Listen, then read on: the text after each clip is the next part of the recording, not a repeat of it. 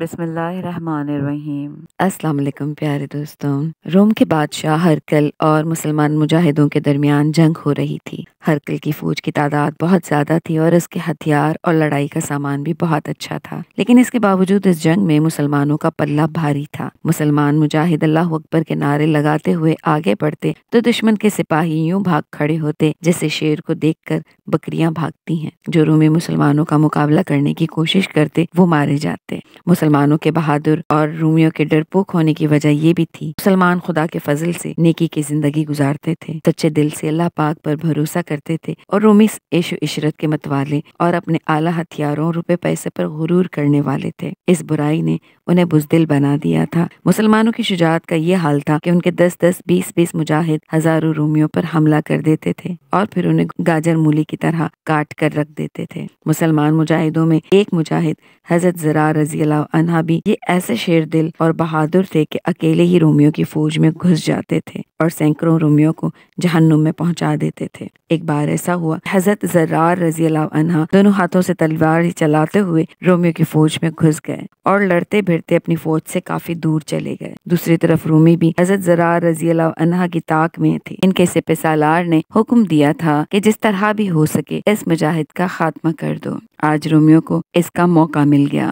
انہوں نے حضرت زرار رضی اللہ عنہ کو چاروں طرف سے گھیر کر گرفتار کر لیا اور ان کے ہاتھ پیر اچھی طرح باندھ کر شہر کی طرف روانہ کر دیا جہاں ان کا بادشاہ رہتا تھا۔ مسلمان دور سے یہ سارا حال دیکھ رہے تھے۔ مسلمانوں کے سالار حضرت خالد بن ولید رضی اللہ عنہ نے فوراً حکم دیا کہ مجاہدوں کا ایک دستہ اسی وقت روانہ ہو جائے اور جس طرح بھی ہو سکے حضرت زرار رضی اللہ عنہ کو رومیوں کی قید سے چھڑا کر لائے۔ جس وقت حضرت خالد بن ولید یہ حکم دے رہے تھے، ایک نقاب پوش مجاہد بجلی کسی تیزی کے ساتھ گھوڑا بگاتا ہوا اس طرح روانہ ہو گیا جس طرح رومی سپاہی حضرت زرار رضی اللہ عنہ کو لے گئے تھے۔ مسلمان یہ بھی نہ جان سکے کہ جو مجاہد حضرت زرار رضی اللہ عنہ کو آزاد کرانے کے لیے گیا ہے وہ کون ہے۔ مجاہد بہت ہی تیزی سے اپنے گھوڑے کو بگاتا ہوا رومی فوج کے ان سپاہیوں کے پاس پہنچ گیا جو حضرت زرار رضی اللہ عنہ کو گرفتار کر کے لے جا رہے تھے۔ اس نے ان کے پاس پہنچتے ہی ان پر حملہ کر دیا اور دیکھتے ہی دیکھتے